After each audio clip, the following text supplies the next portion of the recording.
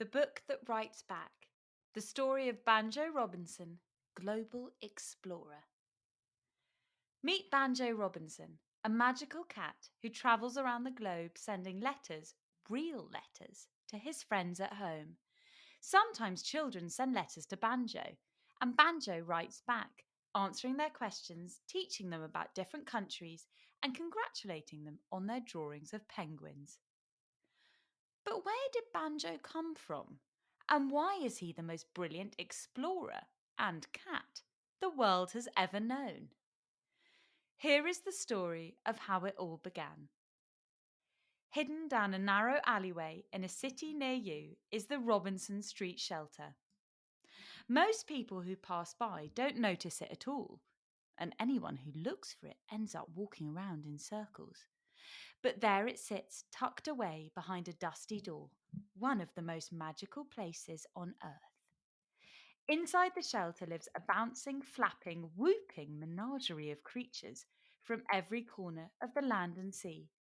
There's a narwhal with a wonky tusk, a mouse with giant ears, and a zebra who has lost her stripes. There are bugs and bears and a Bengal tiger, 6 voles, and a rainbow gnu. At one time or another, every animal was new to Robinson Street. Each one turned up seeking a safe place to stay, and as the years went by, they became one big noisy family. Until just the other day, a cheerful orange cat called Banjo lived there as well. Banjo was a fabulous fluffball with a beautiful big smile. He was the kindest cat anyone had ever met and loved to look after all the animals, filling their days with joy and laughter. Banjo planned fun games, braided long manes, and made sure there was always plenty of dessert. Each evening, the animals would gather around the backyard bonfire and share stories about where they had come from. Their words painted glorious pictures of jungles, deserts, mountains, and oceans, the wonder of nature and the excitement of cities, the quiet beauty of every new sunset.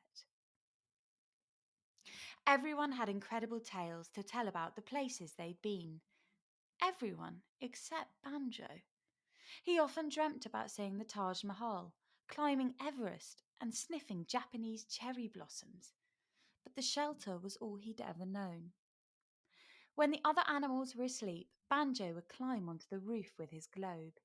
He'd look carefully at each country, gaze into the darkening sky, and try to imagine what lay beyond Robinson Street. One night, as he sat under the twinkling stars, Banjo felt a tap on his shoulder. It was Mo, his snail friend. "Why don't you ever visit the places you dream about, Banjo?" said Mo in a tiny voice. "Oh, Mo," said Banjo, "I couldn't possibly go away." "Why not?" "Well, if I wasn't here, who would encourage the giraffes to walk tall or chat to the shellfish when they clam up?" "You shouldn't worry about that," replied Mo. "We can manage between us." A moose popped her head through the window. "I can teach the badgers how to roller skate," she said. "I will sing the seahorses to sleep," called a canary who swooped above them. "And don't worry about the centipedes," added Mo.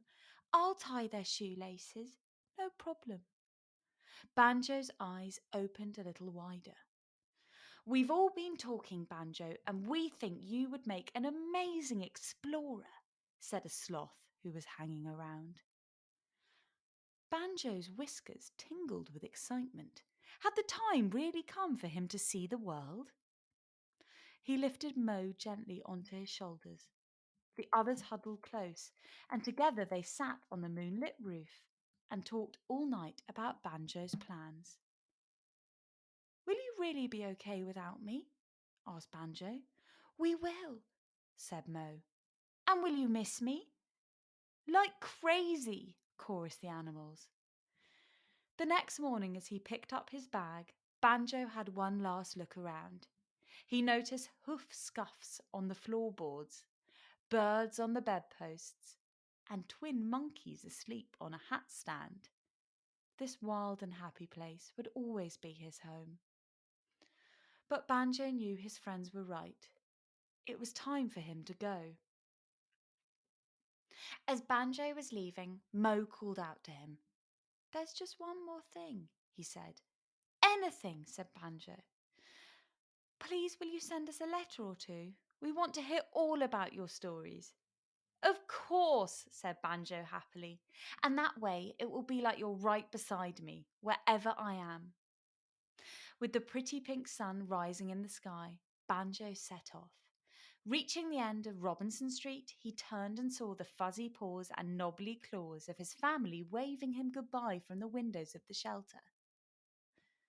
With his heart full of love, Banjo Robinson was ready to travel the world. There were big adventures waiting, and he was just the cat to have them. And Banjo has been travelling ever since. He's been spotted climbing in Colombia, dancing in Denmark, and drinking tea at the Taj Mahal. His friends at the Robinson Street shelter love reading his letters and writing back. Maybe you'll write a letter to Banjo one day. Maybe you'll leave it under the sofa before you go to bed and find that it has disappeared in the morning. Maybe Banjo will write you a reply. We do know one thing for sure. Wherever Banjo is right now, he's writing stories, making friends, and learning about our extraordinary planet. Wherever you are in the world, he hopes you're doing that too.